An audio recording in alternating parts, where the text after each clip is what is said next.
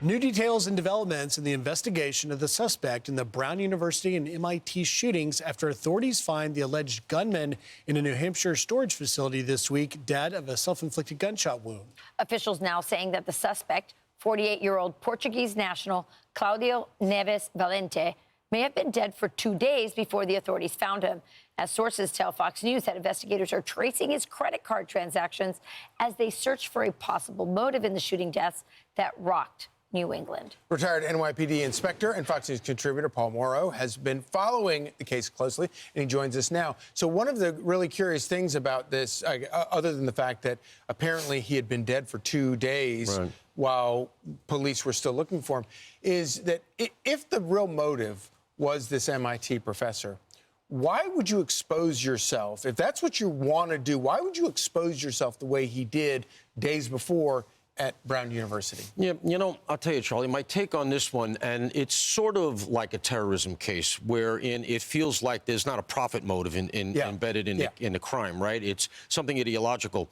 You know, we look for big, expansive answers that somehow make sense for horrific things. You know, going back, a good example is JFK, right? Nobody can accept the idea that Oswald did it because it's such a large event by such a small person. My point is this. I don't know that we're ever going to get anything that satisfies relative to a motive. In fact, having been up close on a lot of these kind of things, this one feels to be very petulant, almost driven out of bitterness, out of somebody just leading a slipping down life, more than anything else. Under the facts we have now, I'm getting revenge. I'm getting a guy who just didn't end up with the life that he wanted and decided, you know, I'm looking at 50, I don't like what I'm looking at, and decided I'm just going to act out. A small, petty person. Exactly. So do you think it's going to be much harder to come up with whatever the motive was, given the fact that they don't really know where he was for 20 years, from like 2001 to 2017? They don't know if he's in Portugal or living here. It doesn't seem, by what we know now, that there's a lot that we can piece together. Yeah, it's a good question, Griff. That's one of the big questions we were pulling at up in Providence, because there's all kinds of theories and there's contraindications about where he was. Some reporting has him in Portugal, as you say. Some has him here.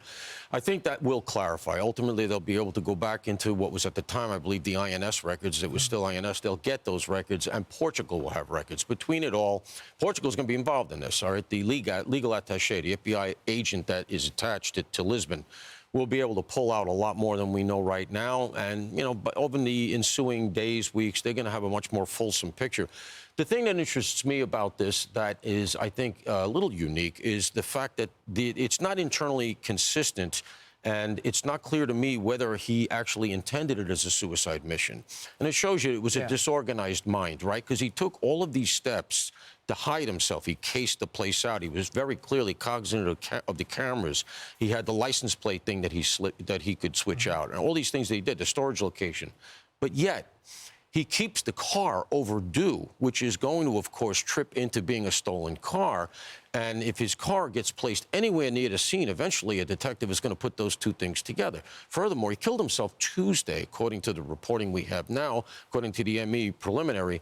And that means that when the case still looked very far from coming down, he killed himself. So he took all these evasive maneuvers. He didn't want to be caught. I'm getting off of that Unabomber. He wants to toy with America. He wants to toy with the police. Wants to get his message out, whatever it is. Maybe at some point we get a letter or something. Right. But then he kills himself when he still seems to be in the clear.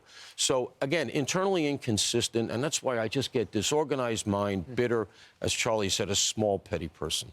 Yeah, it's just so unfortunate because you're right. When something like this happens, especially, you know, in the classroom, you just want an answer. You're thinking, we're never going to get one.